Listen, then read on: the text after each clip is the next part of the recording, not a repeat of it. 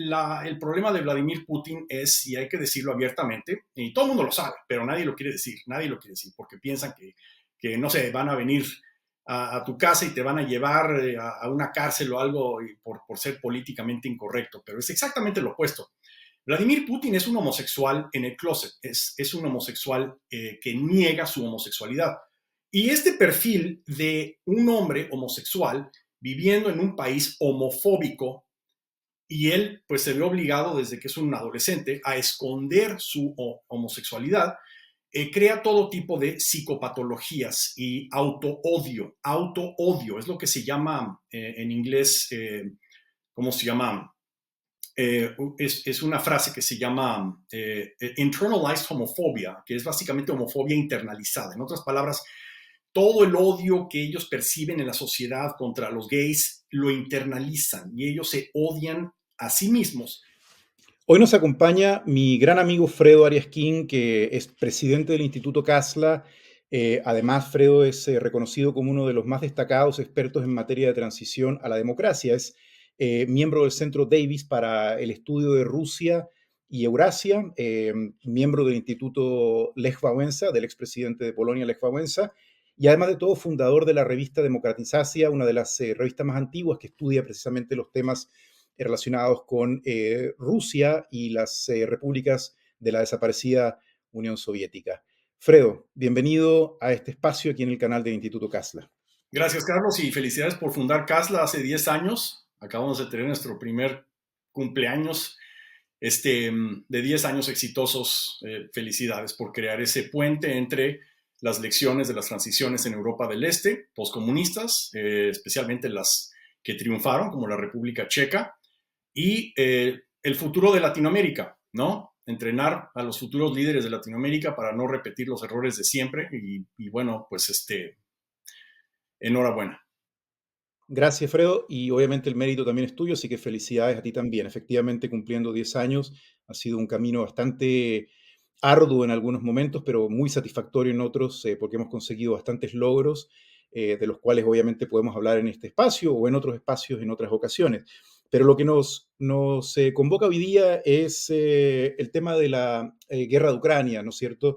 Este verano se cumplen prácticamente 2 años y medio ya desde que Rusia invadiera sin ninguna razón Ucrania.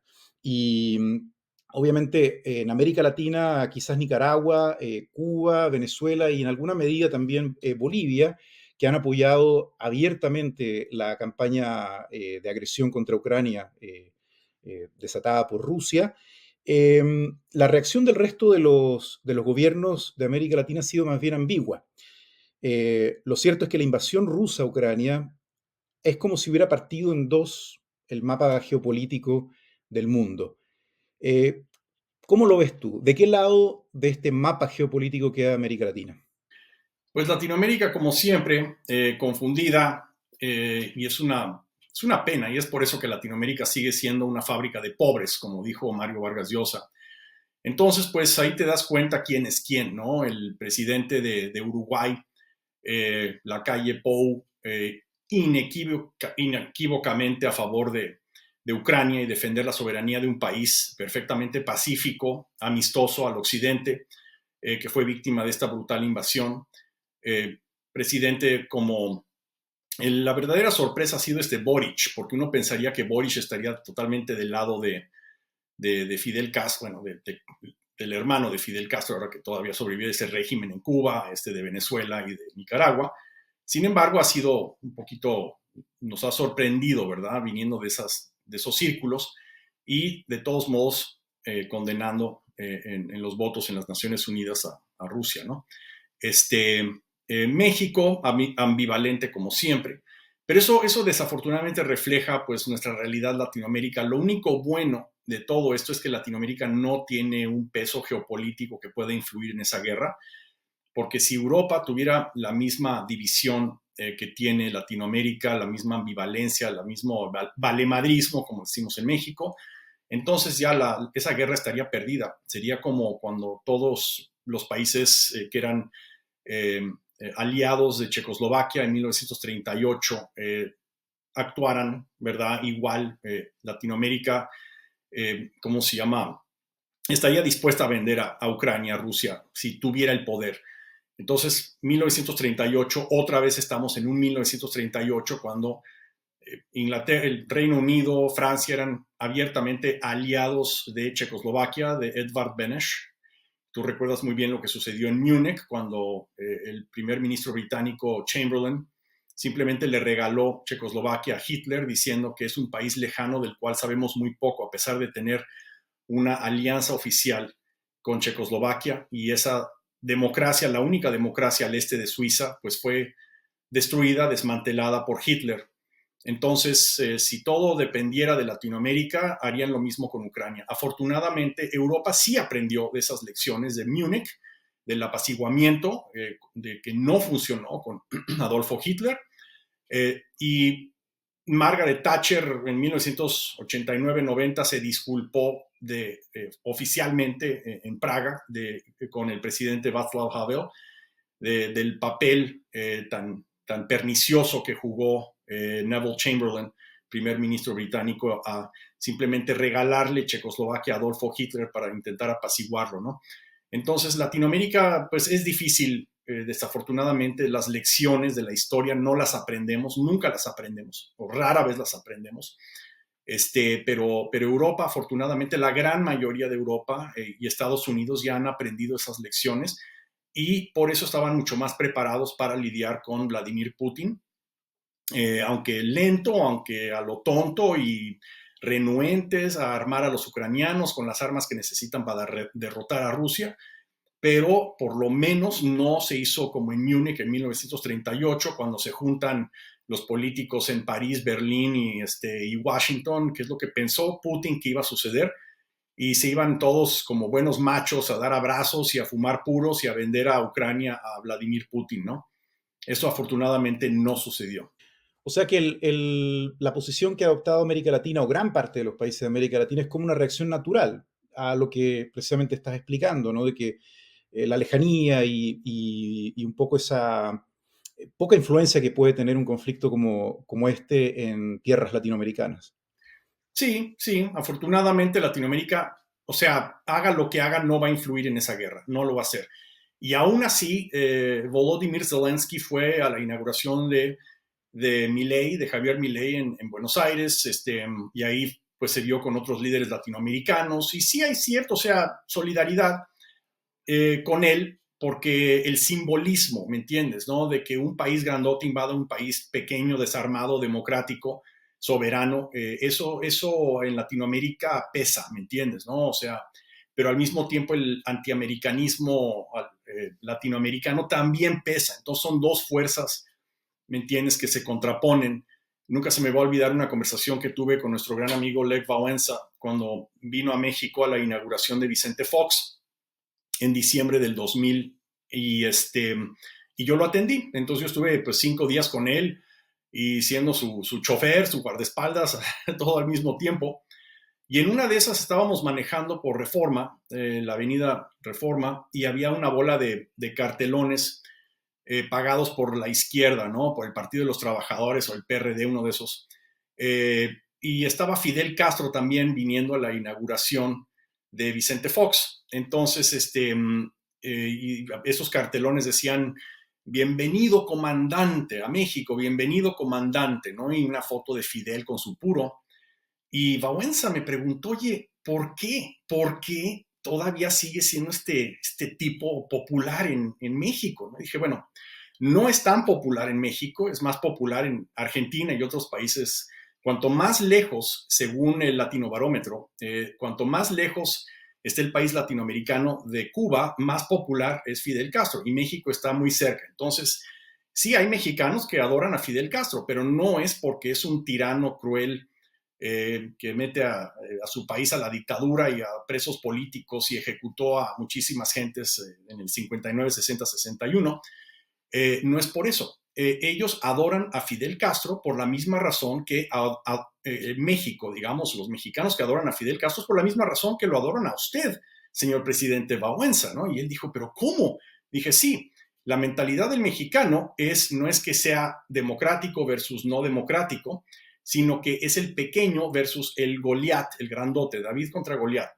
Y los mexicanos se volvían locos por Vauenza precisamente porque lo ven como desde el 80, el 81, cuando el autogolpe en Polonia en diciembre del 81, la ley marcial, cuando el dictador Jaruzelski arrestó a Vauenza y a los demás líderes de Solidarność, de Solidaridad. En México la gente se estaba volviendo loca a favor de Vauenza y ¿cómo se llama? Lo veían como una especie ¿cómo se llama?, de víctima, y el Papa estaba con él, y el Papa en México, ese Papa Juan Pablo II, pues Karol Wojtyła no era cualquier Papa hasta la fecha, es una especie de Dios. Entonces, le dije a Vauenza, adoran a Fidel Castro por la misma razón que lo adoran ustedes. En México, un país grandote hostigando a un país chiquito, aunque el chiquito sean una bola de, ¿me entiendes?, de buenos para nada y malandros como en Cuba. La psicología del mexicano es apoyar automáticamente a la pequeña víctima que lo ven de Estados Unidos, y a usted, por la misma razón, lo veían como la víctima pues, del gobierno comunista de Polonia y de la Unión Soviética, ¿no? Entonces él como que dijo, ok, qué interesante, ¿no? Eso fue una lección en la psicología mexicana para Lech Wałęsa. Y entonces, ¿cómo se explica, Fredo, que tantos latinoamericanos y en particular en México también haya todavía tanto apoyo, ¿no es cierto? Tanta crítica, bueno, en este caso a Occidente y por otro lado apoyo a Rusia, ¿no es cierto?, en su campaña contra Ucrania. Y te lo pregunto también si no tiene un poco que ver con la propaganda que hace Rusia en América Latina. Te puedo contar, si quieres, una anécdota muy personal. En el año 2022, semanas después de que estallara la guerra en Ucrania, como tú sabes, yo soy periodista y estuve cubriendo la guerra en Ucrania. Tuve la oportunidad de reunirme con el alcalde de Kiev, con Klitschko. Klitschko, ¿cierto? Con Vitaly Klitschko. Y cuando él escuchó que yo venía representando un medio latinoamericano, lo primero a lo que se refirió fue a la importancia de combatir la propaganda que hace Rusia en América Latina, con sus canales Sí.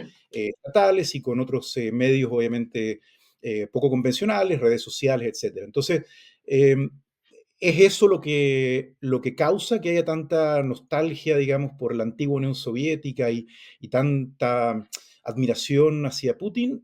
Probablemente una mezcla de varias cosas, Carlos. En efecto, Rusia le ha metido muchísimo dinero, pero unas cantidades brutales de dinero, al famoso RT en español y en otros idiomas del tercer mundo, árabe, etcétera, para convencer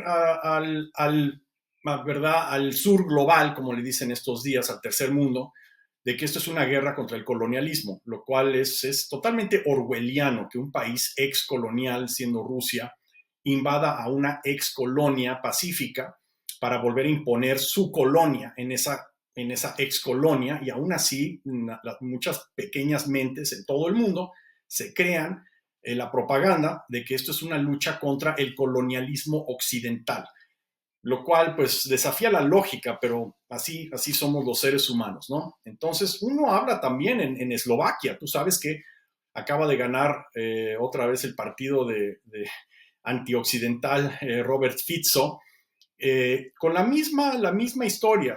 Los rusos apoyaron esa campaña con todo tipo de artimañas, convenciendo a los eslovacos, principalmente la gente mayor, de que esto es una guerra para evitar una guerra mayor en Europa. Entonces Rusia invade Ucrania para evitar una guerra en Europa, y aún así muchos eslovacos con los que hemos hablado, jóvenes, están, pero o sea, incrédulos que la tía, ¿verdad?, el tío, la mamá, el papá, el abuelo se creen la propaganda rusa, de que esto es una guerra para evitar una guerra mayor entre Rusia y Occidente, y ellos no quieren una guerra en Eslovaquia y por eso están apoyando, ¿verdad?, una paz.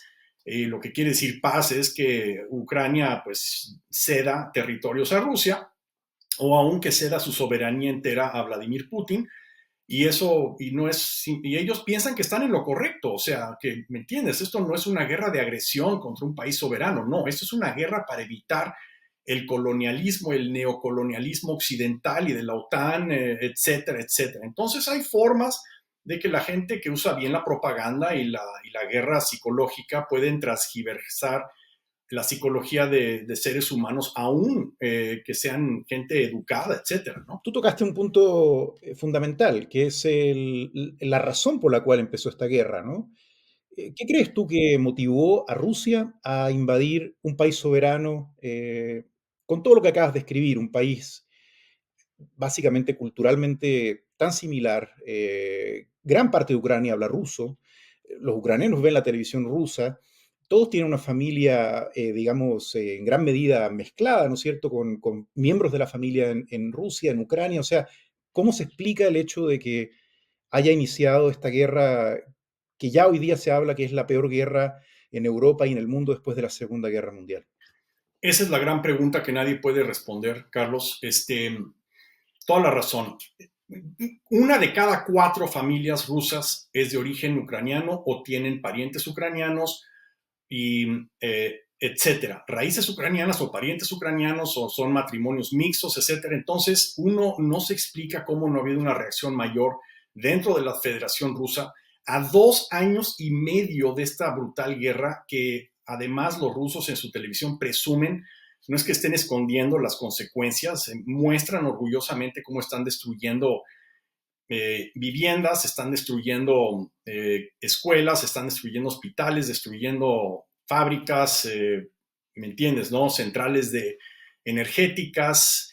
Entonces, ¿por qué Rusia? Y no es una guerra de Putin, es una guerra de Rusia contra Ucrania.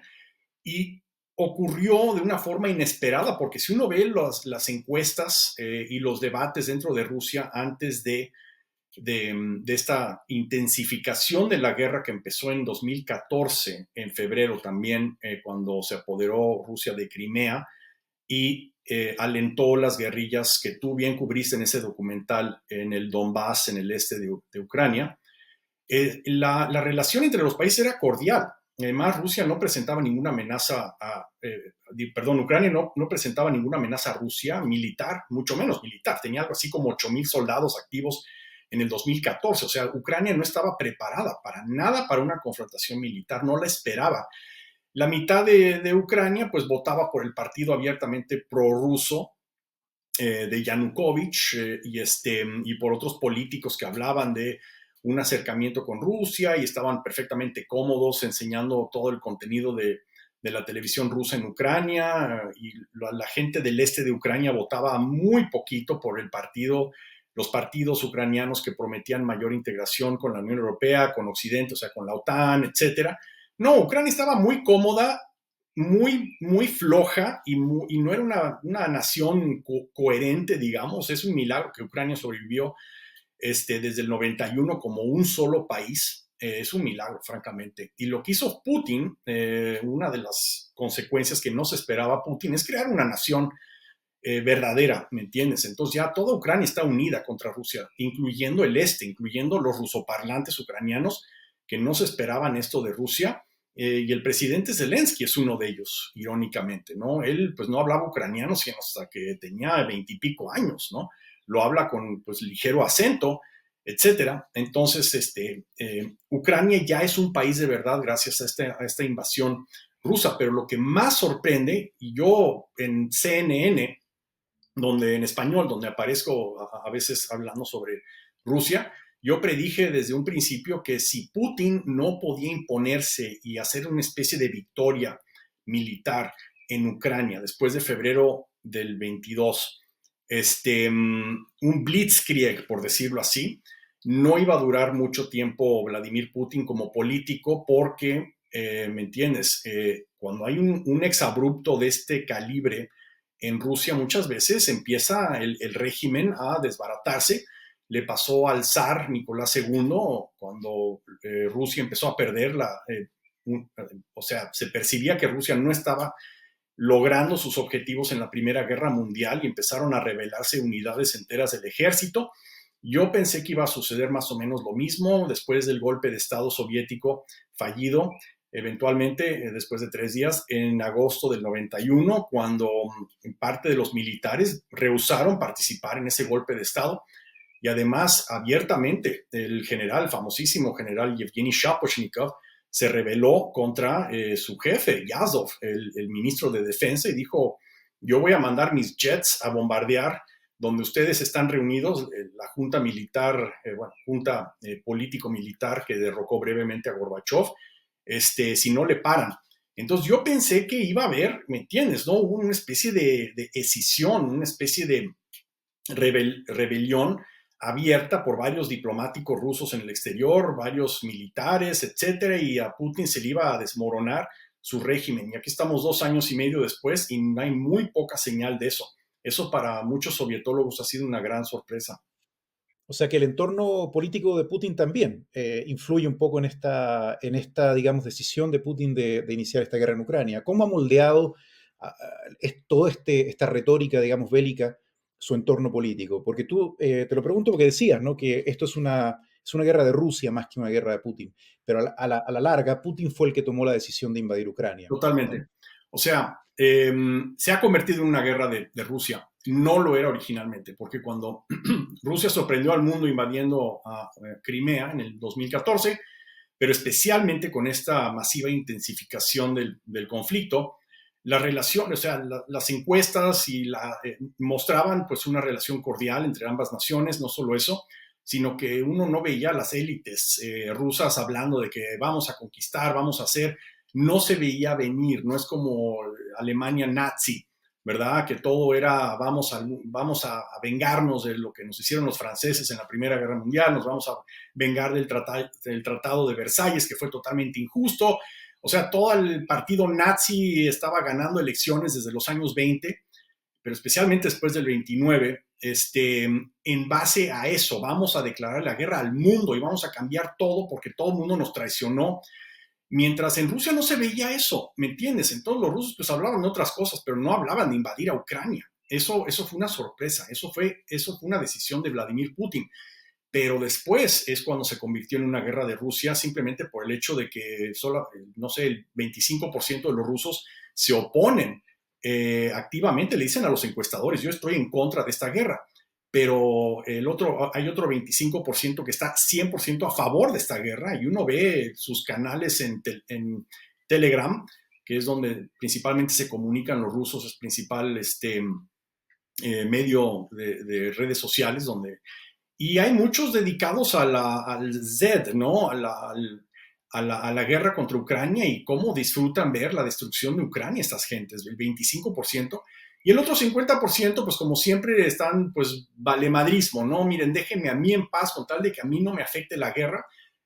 Yo no estoy ni a favor ni en contra, ¿no? Entonces, pues, esa es una guerra de Rusia contra Ucrania. Pero que partió como una guerra de Putin, Pero si partió como entiendo una guerra de correcto. Putin, totalmente. No era una cosa de élites, de que vamos a conquistar a Ucrania porque se me antoja, ¿no? Porque nos traicionaron. No, no, no. Esto todo lo fueron inventando a la marcha. Después de la invasión, ahí es donde empezaron a hablar de que no, lo que pasa es que, y se contradicen, ¿no? Es que Ucrania estaba a punto de invadirnos a nosotros. Bueno, eso no funcionó. Mejor no, ya sé, hay nazis en Ucrania. El presidente judío Zelensky es un nazi. Bueno, eso tampoco está funcionando.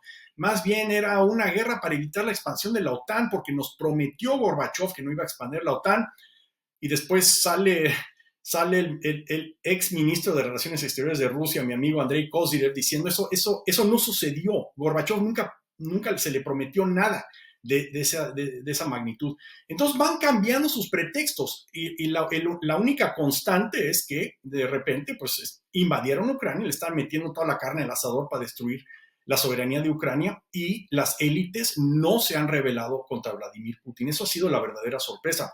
Pero si hay un quiebre, entonces ese putinismo va a acabar mal, o sea, va a ser un desprestigio total. Y de eso hablé hace 2 días con el canal de Telegram, precisamente, y YouTube del gobierno ruso en exilio, del Congreso de Diputados Populares, donde yo hablé de eso, de las consecuencias si pierde Putin. Esa va a ser una oportunidad de oro para los opositores rusos, va a ser una oportunidad de oro. Además lo comparé con tu país, Chile, en 1990, y dije, esto no va a ser para nada como la transición en Chile. Vamos a tocar ese punto, el punto del futuro de Rusia en un momento, pero quisiera detenerme en lo que estábamos hablando acerca de las motivaciones personales de Putin para iniciar esta guerra. ¿Tú crees que puede haber algún factor personal, psicológico, algo que tenga que ver con la personalidad del líder, ¿no? Que dicho sea de paso, admira mucho a Stalin.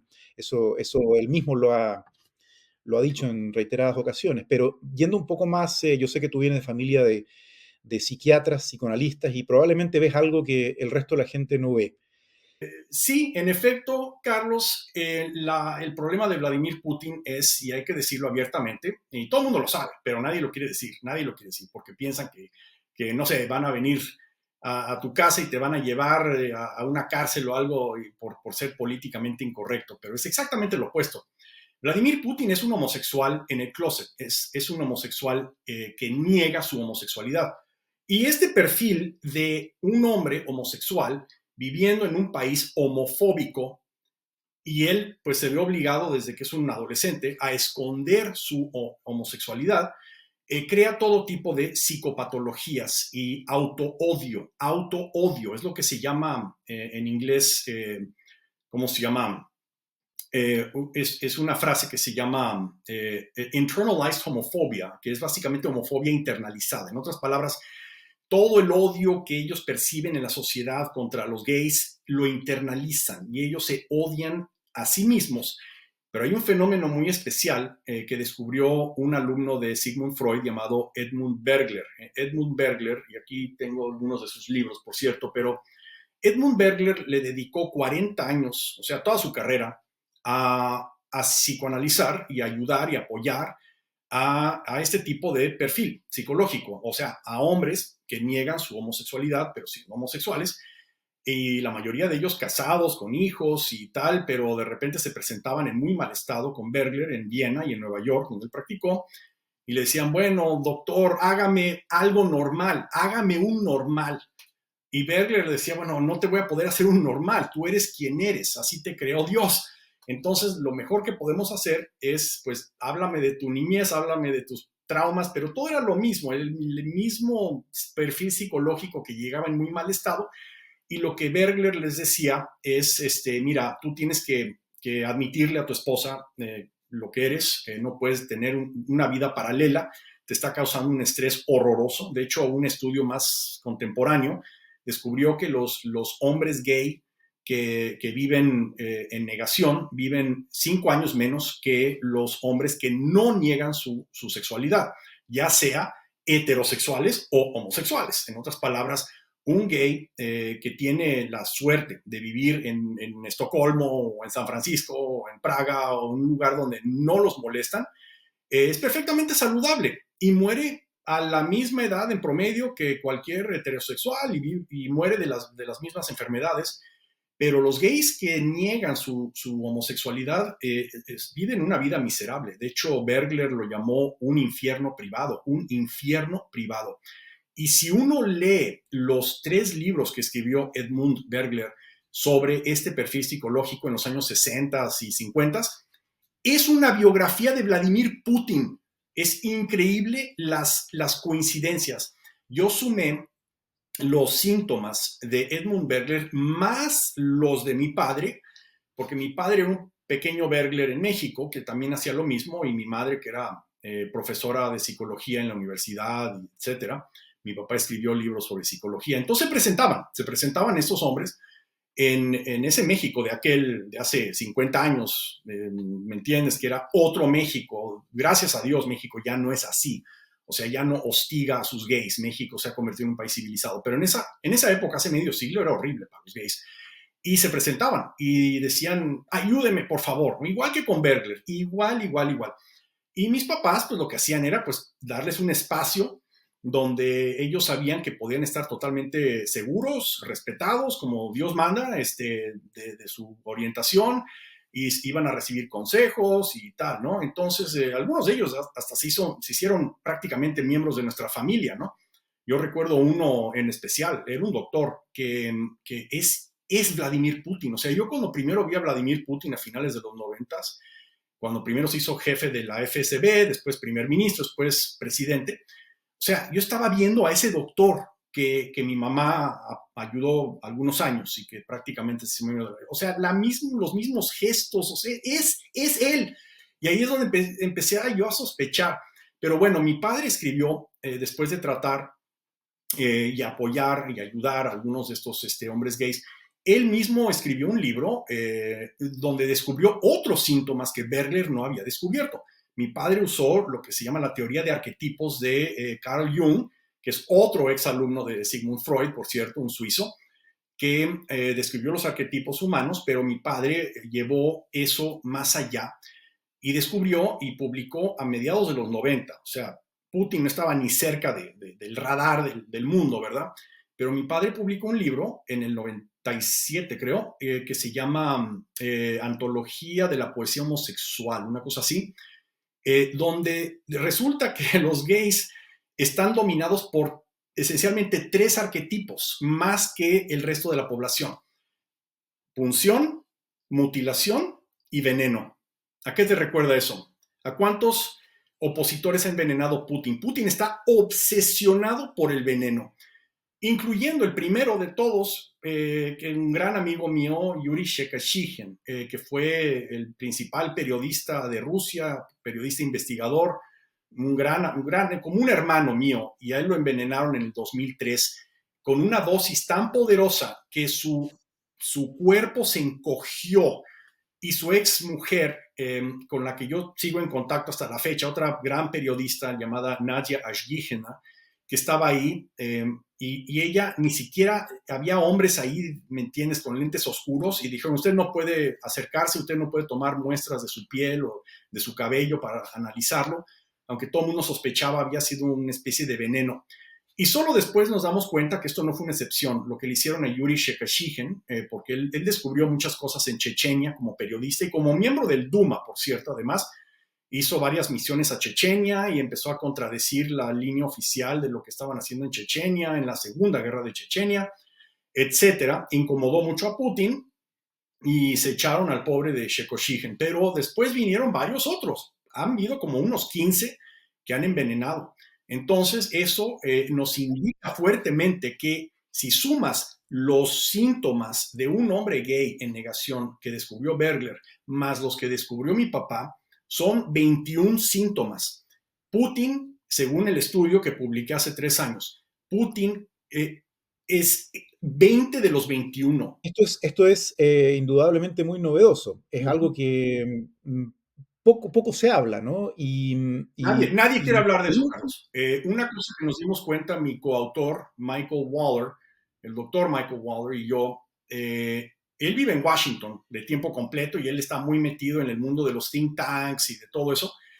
Y básicamente lo que él descubrió es que la gente de Washington, los oficiales, la gente, ¿cómo se llama?, ex diplomáticos y expertos, etcétera, que han estado pues lidiando con Rusia muchos años, ya sabían esto, lo saben, que Putin es gay, pero una de dos, no hablan nunca, por cierto, nunca hablan de eso. Hablan en privado, pero nunca en público, por 2 razones. Una, porque piensan que eso, pues no ven la relación, ¿verdad?, entre que Putin es un homosexual en el closet y lo que está haciendo en la política global contra todo el mundo, ¿no? Contra Ucrania, contra el occidente, etcétera, y contra Rusia, porque mi teoría es que Putin se está vengando de Rusia, porque Rusia, según él, lo maltrató.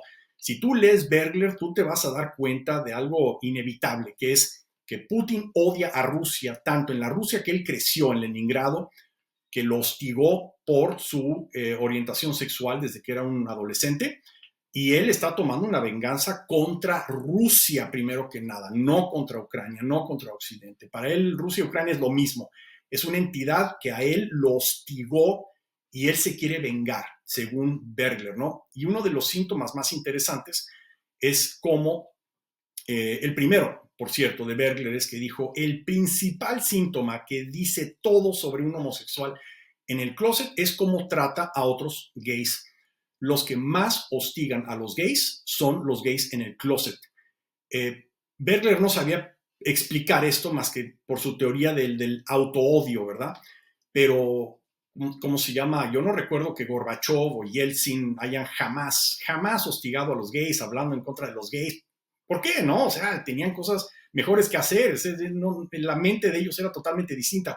Mientras Ujú. con Putin es una cosa diaria, diaria, diaria, es un hostigamiento constante contra los gays rusos, pero también siempre acusando a todos los demás, Occidente, Estados Unidos, etcétera, de ser gay, todos son gays, ¿me entiendes? ¿No? Entonces, los diplomáticos de Washington, ahorita termino, según Mike Waller, sabían, todos sabían que Putin es gay, pero no lo dicen por dos razones. Ya hablé de la primera, porque no entienden la relación. ¿Por qué si Putin es gay, pues déjalo ser gay? No, no, no. Tiene mucho que ver porque las psicopatologías de los gays en el closet y de venganza, etcétera, y de resentimiento contra toda la sociedad, obviamente explican mucho de la personalidad política de Vladimir Putin. Pero la segunda razón es por la idiotez de pensar que sus carreras van a terminar abruptamente si alguno de ellos sale y decir Putin es gay, y aunque sea verdad, ellos piensan que eso va a ser, ¿me entiendes? ¿No? Un fin automático a sus carreras en este mundo políticamente correcto en el que vivimos hoy en día. Entonces nadie en Washington quiere que su carrera termine abruptamente y que el Departamento de Estado no les dé su pensión porque se atrevieron a decir que un líder extranjero es gay y eso es algo malo, ¿me entiendes? ¿No? Entonces, ese ha sido un gran obstáculo. Solamente, o sea, recientemente ya la gente empieza a hablar más abiertamente sobre este perfil psicológico de Putin. Pero tú has recibido muchas críticas por decir lo que estás diciendo. ¿Has tratado de... La verdad, no. Eso es lo que me sorprendió, Carlos. Qué bueno que me haces esa pregunta. Muy buena pregunta, de hecho, porque yo pensé que me iban a llover críticas así, ¿cómo te atreves? Eres un anti-gay, etcétera. Pero la verdad, ocurrió exactamente lo opuesto. Ahora uno de mis mejores amigos, nuevos, que me apareció y dijo, tienes toda la razón, es uno de los principales líderes gay de Rusia, que se llama Renat Davlet-Gildeev, que él tiene un canal de YouTube llamado Gay y Dinamita. Qué cosa, ¿no? Súper orgulloso de ser gay, súper, ¿me entiendes? ¿No? Yo le dije a Renat, me entrevistó para su canal, y yo le dije, tú estás haciendo el trabajo de Dios, porque cuando Rusia sea como México y deje de ser homófoba, es cuando Rusia se va a hacer un país civilizado. ¿Por qué? ¿Me entiendes? Los gays siempre han sido, al igual que los judíos, al igual que, ¿me entiendes? El perfecto blanco. Y cuando una sociedad primitiva y estúpida, ¿me entiendes?, quiere culparle todo a un grupo, los gays sufren mucho más que muchos otros, ¿me entiendes? ¿No? Pero un país civilizado no hostiga a sus gays, así de fácil. O sea, ni tú, ni yo, ni nadie quisiéramos vivir en un país, en una sociedad que hostiga a sus gays, porque seas quien sea, van a venir por ti después. Vamos a dejar aquí en el canal algunos documentos para que la gente pueda quizás informarse un poco más y en esa misma línea, entonces, ¿qué repercusiones podría tener el hecho de que Rusia ganara la guerra que inició contra Ucrania o peor aún, que Putin se mantenga en el poder? Te lo pregunto porque Eso sería horrible, si todo lo que horrible, acabas de Carlos, horrible, mencionar es realmente horrible. un elemento que influye acciones, digamos, que se convierten en acciones de Estado a la final. Eh, ¿qué piensas? ¿Qué podrían ser las consecuencias de que Rusia siguiera siendo la Rusia de Putin y que Putin siguiera en el poder? Bueno, pues hay muchos analistas que han hablado de esto. El peor escenario, obviamente, es el que leemos todos los días, que es de que China, el amigo de Putin, Xi Jinping, se inspire en que Putin ganó su guerra y que Occidente se dio por vencido y que, ¿me entiendes? ¿No? Y que qué débil es el Occidente, es un tigre de papel. Entonces hay que invadir a Taiwán y no solo Taiwán, hay que seguir hostigando a las Filipinas y a varios otros aliados de Estados Unidos hasta que nos den todo lo que queramos. ¿Por qué? Pues no sé, simplemente porque soy un dictador y mi hombruna depende de humillar al vecino, ¿me entiendes? Mucho de esto es psicológico, no tiene beneficios económicos ni nada, al contrario, ¿no? Eso es el peor escenario, de que China derive una señal perniciosa de una victoria percibida de Vladimir Putin en Ucrania, donde Occidente fue derrotado y qué idiota el Occidente y Estados Unidos es débil, Joe Biden es un viejo idiota. Entonces, este es el momento para echarnos contra Taiwán. Irán, lo mismo, seguir desarrollando su programa nuclear y posiblemente, ¿me entiendes?, ¿no?, ser una amenaza real contra Arabia Saudita y contra Israel y otros aliados de Estados Unidos en el Medio Oriente. Entonces, y Corea del Norte contra Corea del Sur y más allá. Entonces, esta nueva entente que se está formando, pero al mismo tiempo, no hay que olvidarnos de una cosa muy, muy especial. Lo bueno, comparado con este escenario tan pésimo, que es del cual todo el mundo habla, es que Rusia hoy por hoy es el 2% de la economía global en un mundo globalizado y está pues atorado en ese 2%. O sea, no vas a amanecer y de repente Rusia es el 3%, mucho menos, va posiblemente hasta bajar por su colapso demográfico, por las sanciones, por 20 otros asuntos. Rusia está estancada y va a seguir estancada algunos años, ¿no? Entonces, Hitler era el 40%, Alemania nazi era el 40% de la economía de Europa, cuando Europa era el mundo, ¿me entiendes? O sea, el resto del mundo eran colonias y era, ¿me entiendes? Pues Europa era el centro del mundo, centro militar, intelectual, político del mundo. Entonces, el 40% de la economía más grande de Europa, entonces Hitler, pues obviamente dijo, entonces, ¿por qué yo carajos tengo que obedecer lo que me impusieron en el Tratado de Versalles? Pues yo puedo invadir a Polonia, yo puedo invadir a Checoslovaquia, a Francia, a todo el mundo, porque tenía el poderío, ¿me entiendes? Y además una alianza con Stalin, el famoso pacto de no agresión, todo el petróleo y el acero, ¿verdad?, que le exportaba Stalin a Hitler, Hitler no hubiera podido llegar tan lejos sin todo eso. Entonces Hitler tenía a la Unión Soviética como aliada, y siendo el 40% de la economía de Europa, mientras hoy Rusia, ¿me entiendes?, China no es 100% aliado de Rusia, está nomás esperando a ver qué pasa con Rusia, le está chupando todo el petróleo barato a Rusia en un gran descuento, ¿verdad? Es una relación perfectamente humillante de amo y esclavo, donde China es el amo, obviamente. Entonces, siendo el 2% de la economía global, y entonces hay que tener eso en perspectiva, de que la OTAN, las economías de la OTAN, juntas, Estados Unidos, Canadá, Europa, son el 55% de la economía global, ¿me entiendes, no? Entonces, si quisieran, si se organizaran, ellos podrían aplastar a Putin. ¿Por qué la renuencia de Biden? Eso ya es otro tema para, ¿me entiendes? Y de Olaf Scholz en Alemania, eso es tema para otra conversación, Carlos.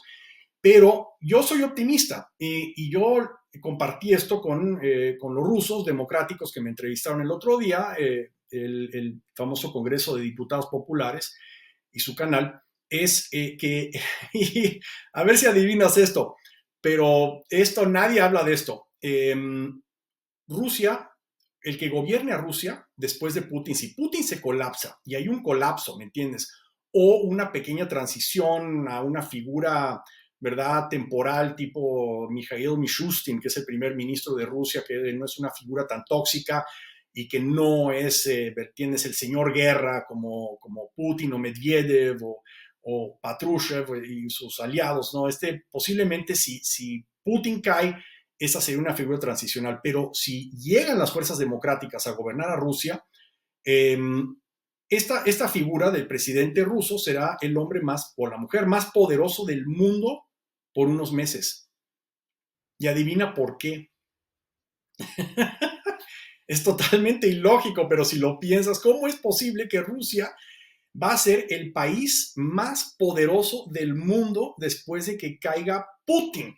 Y hay dos razones para esto que yo puedo imaginarme que son perfectamente factibles, conociendo a Rusia y lo impredecible que es Rusia y lo neurótica que es Rusia, que yo he venido estudiando más de 30 años. Y las dos razones son las siguientes. Una es que Rusia, el que controle a Moscú, va a controlar los secretos sucios de la mitad de los políticos, diplomáticos, etcétera, en Washington, Berlín, París principalmente.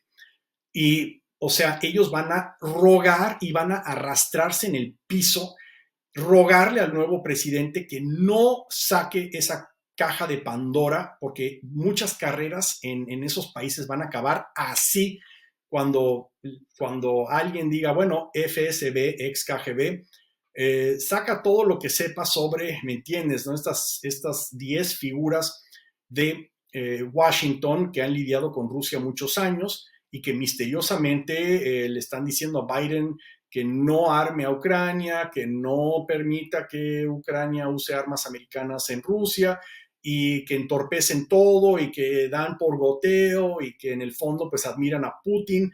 Obviamente Putin les tiene algo y hay una especie de balance donde dice, bueno, pues yo no saco lo que hiciste con esas dos chicas en Moscú hace 7 años. Si tú le sigues diciendo a Biden que entorpezca toda la reacción de Estados Unidos militar y a Ucrania, etcétera, ¿no? Y la segunda razón por la cual Rusia va a tener un poderío enorme una vez que caiga Vladimir Putin es que el nuevo presidente de Rusia va a sacar a Rusia de esa coalición con China, Irán y Corea del Norte. Y esa alianza perniciosa, ese entente moderno, no puede funcionar sin Rusia. Va a ser una humillación total. Y no solo eso, también hay diplomáticos rusos, empresarios rusos, siloviki rusos, siloviki son los servicios especiales armados, que conocen todos los secretos militares de China, de Corea del Norte y de Irán, ¿verdad? Y estarían dispuestos a el nuevo presidente, bajo órdenes del nuevo presidente, compartirlos con Occidente. Si Rusia se hace aliada del Occidente, como ocurrió los primeros años después del colapso de la Unión Soviética, y entonces China, Corea del Norte, Irán estarían en serios problemas, ¿me entiendes? No pueden funcionar en esa alianza que tienen sin Rusia y sin Putin. Entonces, por eso digo que el que llegue a Moscú y el que llegue a gobernar a Moscú después de Putin, si es una figura democrática y no es un títere del putinismo, como sería Mikhail Mishustin, pero si sería una transición verdadera, yo les dije que no sería como tu país, donde Pinochet perdió el plebiscito que él mismo organizó en 1990, pero como tú bien sabes, la mitad de los chilenos seguían apoyando a Pinochet. Pero una cosa que no pudo hacer Patricio Aylwin fue así de la noche a la mañana deshacerse del pinochetismo, ¿verdad? Y eso fue por diseño, porque te digo, si la mayoría de la clase media todavía apoyaba a Pinochet y tenía miedo de que regresara algún otro Allende a futuro, pues entonces una persona civilizada de transición como don Patricio Aylwin, pues no puede así nomás borrar a Pinochet y al pinochetismo y cancelar el pacto de no agresión, por decirlo así, de amnistía, donde le daban ciertos curules en el Senado a la gente de Pinochet, incluyendo a Pinochet mismo, ¿verdad? Entonces, eso no va a suceder en Rusia. Y yo hablé precisamente de esta transición chilena para decirle a los rusos, ustedes no van a tener que lidiar con un Putin fuerte que sí, bueno, perdió la guerra, Putin perdió, ya no es presidente y posiblemente si es que sobrevive, el putinismo definitivamente va a sobrevivir y ustedes van a tener que ser como un Patricio Aylwin que tiene que lidiar con la sombra de Vladimir Putin y todos los rusos van a decir, no, nuestro gran macho, nuestro Pedro el Grande, ¿verdad? Este gran Stalin que sí, bueno, fue cruel con nosotros, pero wow, no, no, no, no. Putinismo va a acabar, pero totalmente desprestigiado por precisamente la mentalidad de los rusos, ¿verdad? De que, con que perdió la guerra, entonces es un loser total y no se merece de mi apoyo. Pero no solo eso, sino que cuando descubran en efecto lo que yo estoy diciendo, y ya para entonces habrá mucha gente que lo dirá públicamente, que Putin en todo desde siempre fue un homosexual en el closet, entonces imagínate en una sociedad profundamente homófoba como es la rusa, no va a quedar ni las cenizas de Vladimir Putin ni del putinismo, no va a haber una sola persona en Rusia hoy que diga yo soy orgulloso de haber estado con Putin. No, van a decir me obligaron, ves que amenazaron a mi familia, ves que y eso va a ser la mesa va a estar puesta para un nuevo gobierno, si es que es de gente decente, que no viene del putinismo, además están peleando contra el putinismo, organizándose fuera de Rusia, gobierno en exilio, ejército en exilio, etcétera, etcétera. Si llegan a tomar el Kremlin, van a tener la mesa tendida, van a poder hacer lo que quieran por varios meses antes de que se vuelvan a organizar los opositores a un gobierno liberal constitucional. Fredo, comenzamos hablando de América Latina, nos fuimos a otras áreas increíblemente fascinantes de análisis Pero me gustaría concluir en América Latina también, aprovechando que ya bajaste el Cono Sur, mencionaste a Chile, hablaste del proceso de transición. Inevitablemente, en el escenario que tú describes, que es un escenario positivo para Rusia, es decir, un escenario de transición hacia la democracia con nuevas figuras de liderazgo democráticas, eh, ¿cuál sería ahí la influencia que tendría en América Latina? Es decir, ¿qué escenarios de cambio de liderazgo y qué escenarios de transición, hacia qué transición? Porque como tú, precisamente tú sabes muy bien, no todas las transiciones son iguales, ¿no? No se puede hablar de que la transición chilena fue igual a la transición española o a la checa o a la estonia, ¿no es cierto? La rusa no sabemos cómo va a ser. Pero, ¿qué es lo que le conviene a América Latina que pase con Rusia en ese periodo de post-revolución, por llamarlo de alguna forma, revolución democrática hacia la democracia? Va a ser interesante cómo reacciona América Latina porque, como vimos cuando se colapsó el bloque soviético, empezando con la liberación de todos los satélites del Pacto de Varsovia en 1989, empezando junio 4 en Polonia y acabando con el asesinato, bueno, verdad, que lo mataron como un perro a Ceausescu en diciembre de ese mismo año. La izquierda dura latinoamericana, el régimen cubano, etcétera, estaba en shock. Entonces, cuando también empezó a tambalearse la Unión Soviética, acusaron a Gorbachev de ser un revisionista, pero más que eso, lo que dijeron es, nosotros no dependemos de lo que esté sucediendo en Europa, nosotros vamos a organizarnos en el foro de Sao Paulo. Entonces me va a interesar mucho ver cómo la izquierda dura, antiliberal, pro Putin, pro Unión Soviética, pro Fidel Castro, se organiza después de la caída de Vladimir Putin. Si es que este escenario optimista ocurre, Vladimir Putin pierde la guerra en Ucrania de alguna forma, se ve, porque todo es cuestión de percepción, ¿no? Pero si se ve que él en efecto no llegó a las metas y que lo están corriendo de las partes donde él ocupa ahora, y se le voltea gran parte de la élite rusa y lo invitan a abdicar como hicieron con el zar Nicolás II, o lo ponen bajo arresto domiciliario o lo asesinan o algo y después se descubre todo lo que era verdaderamente Vladimir Putin, que no era ningún Stalin o ningún macho, ¿verdad? Ningún Pedro el Grande, más bien era pues un hombrecito asustado y lleno de venganza y odio contra él mismo y contra Rusia, etcétera. Cuando el mundo se dé cuenta de eso, me interesaría mucho ver cómo reaccionan pues los Danielitos Ortegas y los Raulitos Castro ¿verdad? Y el amigo Nicolásito Maduro de Venezuela. Vamos a ver, van a hacer un golpe fuertísimo contra ellos, ¿verdad? Yo creo, no sé. Si es que todavía Maduro está para entonces, vamos a Y ver, es porque ahora exacto, sí, vamos a ver qué pasa. Pero va a ser interesante, pero sí, o sea, lo que va a ser una derrota total de Putin es fortalecer pues a los latinoamericanos, ¿verdad? Que luchan por ciertos principios, tipo Javier Milei o tipo nuestro amigo que vino pues a la encerrona de Casla con los jóvenes el año pasado en Montevideo, pues en la capital de su país, el presidente Lacalle Pou, cuyo padre pues fue uno de los grandes presidentes también uruguayos y miembro del comité que tú ayudaste a organizar junto con Tomás Poyar en Praga, el Comité para el Apoyo a la Democracia en Cuba de expresidentes y ex primeros ministros de transición. Ahí estaba Lacalle y su hijo ahora es presidente. Entonces, ese tipo de líderes latinoamericanos que, o sea, tenemos sed para tener más de ellos, pues espero que ellos sepan aprovechar el momento. Espero que ellos sepan aprovechar el momento.